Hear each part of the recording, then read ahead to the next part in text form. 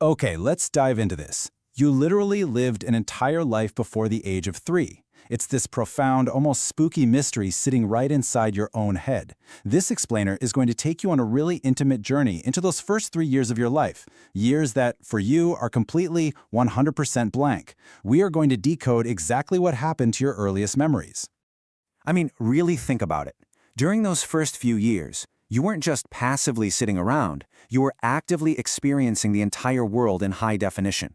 You were born. You opened your eyes for the very first time. You heard your mother's voice. You tasted food, took your very first wobbly steps, and actually spoke your first word.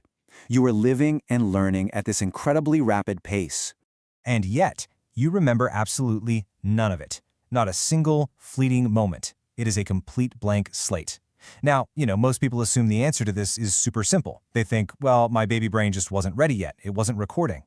But actually, that is a complete myth. Your baby brain wasn't failing to record your life. It was recording everything.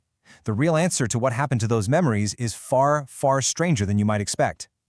This whole phenomenon actually has a formal name. Way back in 1905, Sigmund Freud became the first person to formally label this black hole in our past.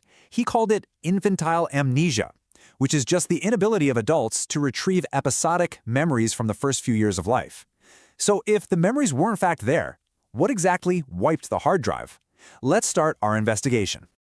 Part 1. The missing years. The proof of infant memory. To actually solve this mystery, we first have to prove that infant brains aren't just completely failing to record. Back in the 1980s, psychologist Carolyn Rovi Collier at Rutgers University ran this beautifully elegant experiment.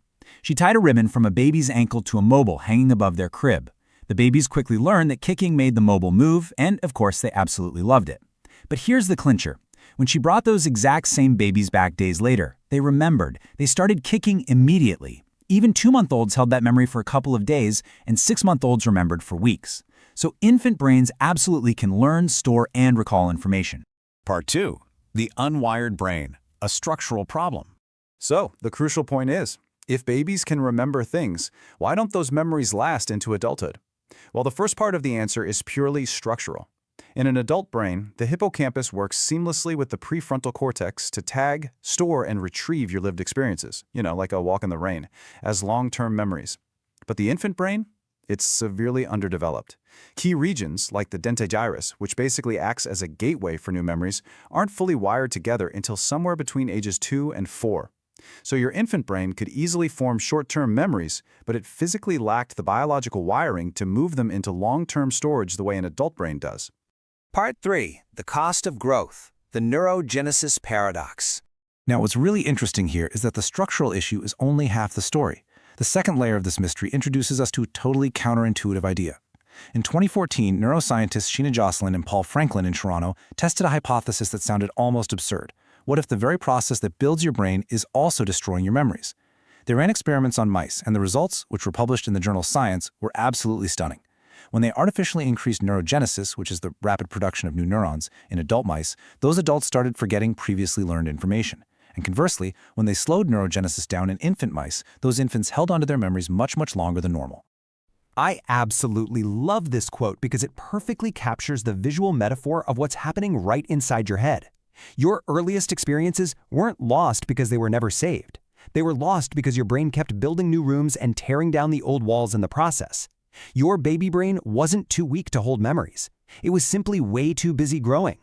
The massive explosion of new neurons required to build your brain's circuits was physically disrupting and overriding the connections holding your earliest memories. Part 4. The birth of you. The psychological layer. Okay, now we have to shift from biology to the very concept of the self. To form what scientists call an autobiographical memory, a memory where you are the main character replaying an experience, you need a sense of self. Developmental psychologists Mark Howe and Mary Courage demonstrated this beautifully with the classic rouge test. You put a dot of rouge on a baby's nose and put them in front of a mirror. Before 18 months, babies treat that reflection like it's another child entirely. But after 18 months, they reach for the mark on their own face. They recognize themselves. Autobiographical memory requires a distinct narrator inside your head, packaging experiences into a cohesive story.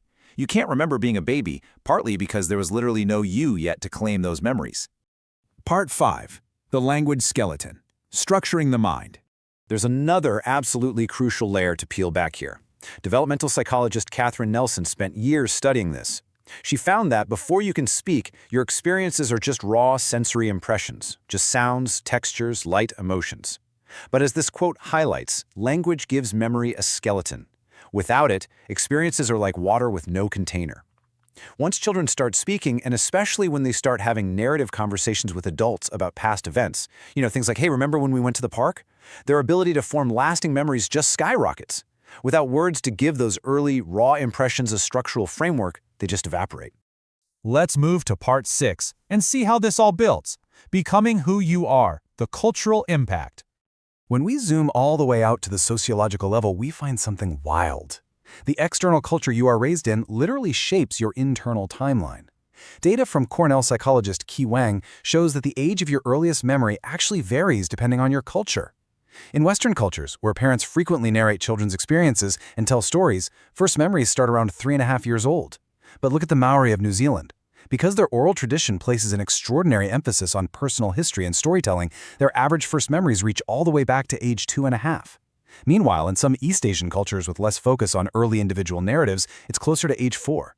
Your culture literally dictates how far back your mind can reach. So, when we bring all of this evidence together, what we see is a perfect storm of forgetting.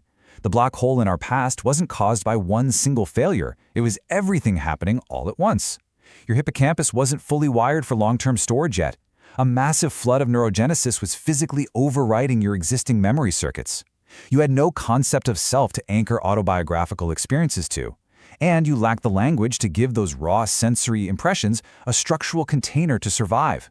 It was a complete system reset, and every single person you've ever met went through this. Which brings us to an incredibly uncomfortable, yet super fascinating existential question. Think about the baby in your old family photos.